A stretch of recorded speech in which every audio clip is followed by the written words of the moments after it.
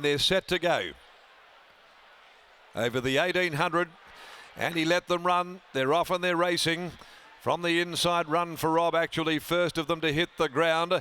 War Matters gathers speed. Coming over now, Rockin' Wonder. Going forward, Divine Mercy. And Romeo's also going to take up a forward spot. In fact, he'll lead them in the early part, Romeo. Romeo by about a length. Rockin' Wonder comes across now from Divine Mercy. And right behind them, Capable Angel. Down on the inside, War Matters from Lakeview Lightning. Easing back behind them, although he couldn't quite get in just for the time being, Max Wushdappen. A further 2.5 lengths then Hafey from Longines the rail. Then further back, My Mate. Over on the inside, Mississippi Dawn. Pharaoh Show right back in the field with Run for Rob, who'd lost his spot after the start. Then Old Mate Henry right back there, followed by Queen of Jerusalem and Fiore Eyes near the tail end of the field.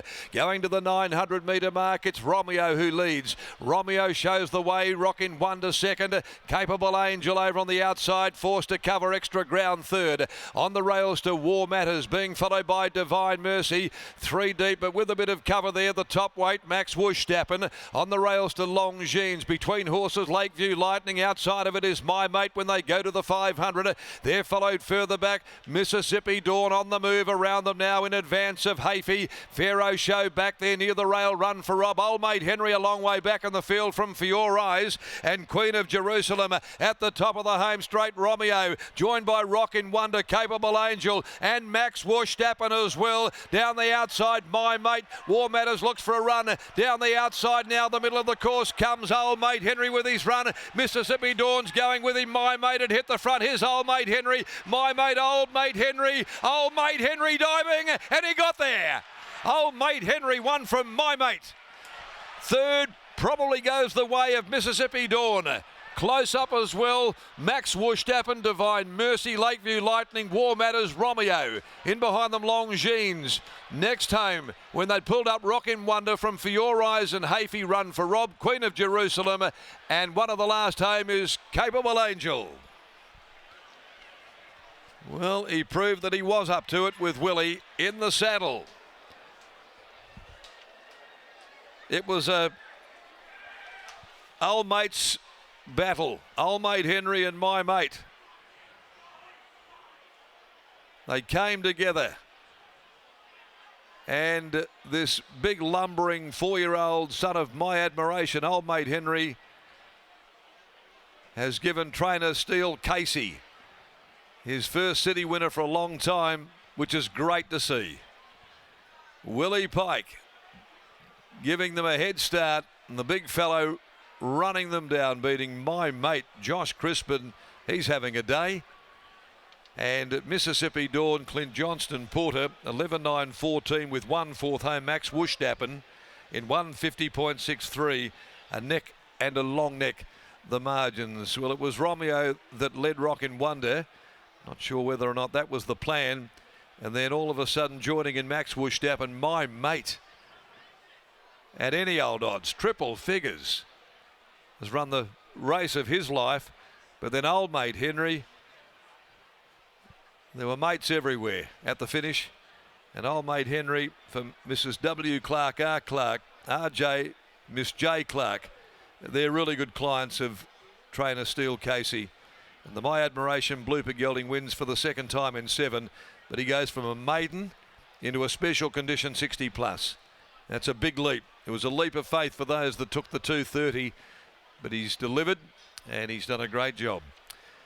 Second home in the race, My Mate, by God Has Spoken, Josh Crispin, Holly Watson. And third 14, Mississippi Dawn by Piero from Mississippi Delta, Michael Grantham, Clint Johnston Porter. Now the margins are a neck, a long neck. Confirmed a neck and a long neck. Willie's on his way back with his new best mate, Henry. The Unite Resourcing Max Simmons Stakes is the next over 1,000 metres at 4:30, a field of 11. No changes to come there. Congratulations, Steele Casey. Well done here with Old Mate Henry getting home in the way that he did today. It was a big jump forward out of a maiden, but Steele's put the polish on him to do so, and he's down there in the yard with Lockie Taylor. Darren, thank you very much. Still, Darren was just touching upon the fact that it's never easy for a horse to go from maiden to graduation company. What gave you the confidence in this horse to do exactly that? I didn't have any confidence after Macca made it his lay of the day this morning. I wish I never listened to the radio, but no, it's all good, Macca. Love you.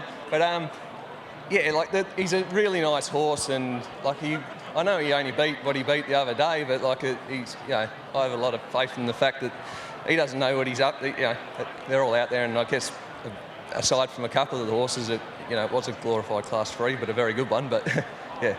Was it almost a case of a horse that has improved against a better quality of animal? Obviously, he was almost getting himself beat in a few of those maiden starts. Yeah, well, it's a tricky one. Like, there was a couple of times there where it was just circumstances where got him beat and he didn't win, and we started scratching our heads. But, yeah, really happy. But, yeah, everything, yeah, it looks like a horse on the up, doesn't he? What does this result mean to you? A really good result for supporters of yours in the Clark family? Yeah, it means a lot. Like they're great owners and great people. Like the whole family's here.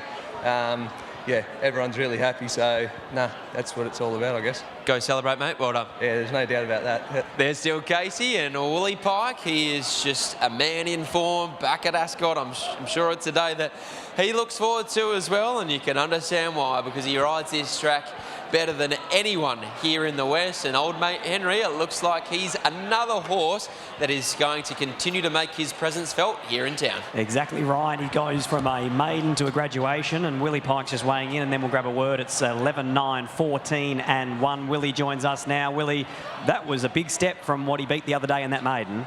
Yeah, absolutely. When I seen his opening price, I went, oh, they've got more confidence than I do. Not often you go from a maiden straight into these hard races. Big field, a lot of last start winners, wide open race.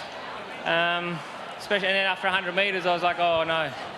Probably haven't seen the closing price. He paid $2.40 in the end, this horse, but even at the 600, you just still needed to push your way into some clear galloping room. Yeah, look, he is a big baby. He does not understand what he's doing. He's out there. He's just trying to guess what I want. I think it's the best way I can put it. He's trying to guess what I want, and sometimes he's getting it right and sometimes he's not. He settles when he should go. He jumps but doesn't muster. But as I said to the guys, when he spells and furnishes, it doesn't matter. If he finishes like that, he can do what he wants. I know you're thinking 3's nice, but the next one's the one we came for. Yeah, definitely. We always want to try and win the main race for the day. I've got a very good chance to do so. Yeah, it wouldn't be a job complete if I can't come away with it. Go well. Thanks, mate. There's Willie Pike. It's a treble, but he's already got one eye on Twisted Seal, who is your favourite in the Maximin Stakes. Great to see old mate Henry. Salute for Steel Casey here in town, taking out race number 7. We'll take a break on racing.com, and on the other side, we'll be back for the 5th at Leonora.